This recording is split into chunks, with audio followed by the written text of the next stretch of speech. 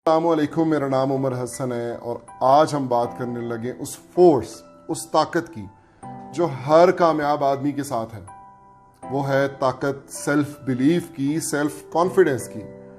ये हम सभी सोचते हैं अपनी लाइफ में किसी ना किसी स्टेज पे कि यार how to be more confident.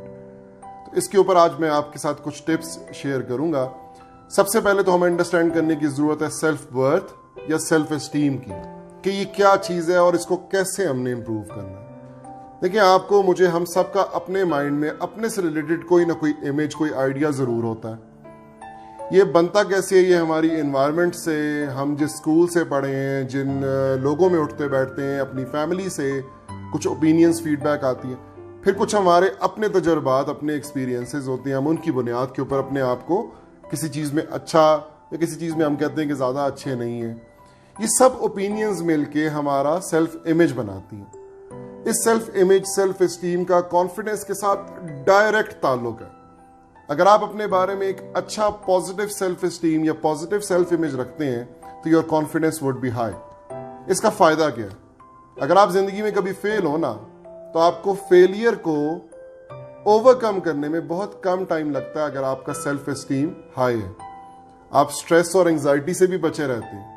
तो आज हम कोशिश करते हैं कि हम उन टॉप 5 टिप्स के ऊपर बात करें जो आपकी सेल्फ एस्टीम को पॉजिटिवली इंप्रूव कर सकती हैं। तो पहली चीज तो आपने ये सुनी होगी, मोटिवेशनल स्पीकर्स भी अक्सर ये बात कहते हैं कि आप अपने बारे में कहें कि जी I am amazing, I am a great success, मैं सब कुछ कर सकता हूं। आपको पता है, ये जुमले जब आप अपने आप को बार बार कहते हैं ना, ये आपकी स्ट्रेस, एंजाइटी और इवन एट टाइम्स आपकी सेल्फ एस्टीम को ये नेगेटिवली डैमेज करते हैं। क्योंकि यार honestly speaking we can not be excellent at everything that we do. तो बेहतर तरीका क्या? अपने साथ जुमले आप ऐसे रखें कि जो आपको पॉजिटिव मोटिवेशन दें। यानी कि आप कह सकते हो, मैं मेहनत करूंगा, मैं कोशिश करूंगा, मैं I will try to give my best effort. ये जो पॉजिटिव स्टेटमेंट्स आपने बोलनी है, इनके ऊपर आपने बड़ा एहतियात के साथ काम लेना। क्योंकि अगर आप अपने आप को एक ऐसे गोल्स की तरफ ले जाएंगे जो कि आप अचीव ना कर सकें, तो फिर आपके लिए ये चीज़ उल्टा नेगेटिव सेल्फ एस्टीम की तरफ जाएगी और आपके कॉन्फिडेंस को मजीद डैमेज करेगी।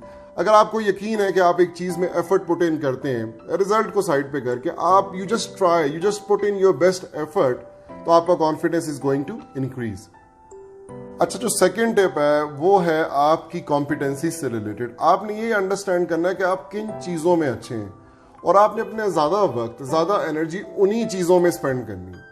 आप अगर जिन चीज़ों में अच्छे नहीं हैं, उन चीज़ों में वक्त ज़्यादा ज़ाया करेंगे, तो वो ज़ाया करने का वर्ड मैंने बोला है कि वो आपकी सेल्फ एस्टीम को नेगेटिवली, अगर आप फॉर एग्जांपल बहुत अच्छे कुक हैं तो अपना ज़्यादा टाइम कुकिंग में स्पेंड करें। If you are a good speaker, अपना ज़्यादा टाइम बोलने में स्पेंड करें। इससे आपको एक पॉजिटिव एनर्जी मिलेगी और आपका सेल्फ एस्टीम, सेल्फ कॉन्फिडेंस ज़्यादा इंप्रूव करेगा। तीसरी चीज़ है कॉम्प्लीमेंट्स। देखिए, हम कॉम्प्लीमेंट्स तो हम देते हैं, हम कोई अच्छा काम करता है हम उसको एफर्ट को अप्रिशिएट करते हैं। जब आपको कोई कॉम्प्लीमेंट दे और आप ये फील कर रहे हैं कि आपने उस कॉम्प्लीमेंट को डॉज करना है या यू आर फीलिंग अनकंफर्टेबल और आप हम्बल होने के चक्कर में बहुत ज़्यादा शर्मिंदा महसूस कर रहे हैं, इसका मतलब है कि आपकी सेल्फ एस्टीम इम्प्रूव्ड नहीं है। इसका तरीकाकार ये कि आप कॉम्प्लीमेंट्स को रिसीव करना सीखें। Start with saying thank you. अगर आपको कोई कहता है कि यार आप आज बहुत अच्छे लग रहे हैं, तो आप रादर देन के ऑकवर्ड फील करके उसमें सोचेंगे मैं कैसे सिचुएशन से निकलूं, उसको एक्सेप्ट करें, बिलीव करें कि आप अच्छे लग रहे हैं और आप जो आपको कॉम्प्लीमेंट दे रहा है उसे कहें शुक्रिया, thank you. If somebody says कि आपने ये परफॉर्मेंस बहुत अच्छी की, आपने फॉर एग्जांपल एक स्पीच करनी थी, आपने बहुत अच्छी की, टेक दैट कॉम्प्लीमेंट वेल। जब आप कॉम्प्लीमेंट्स को वेल रिसीव करना शुरू हो जाएंगे तो दैट इज अ साइन कि आपकी सेल्फ एस्टीम इंप्रूव हो रही है।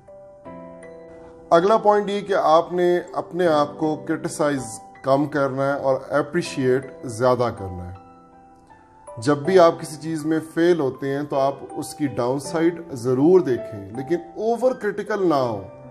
अपने आप को बार बार टेस्ट में डाल के अपने आप को बार बार क्रिटिसाइज मत करें।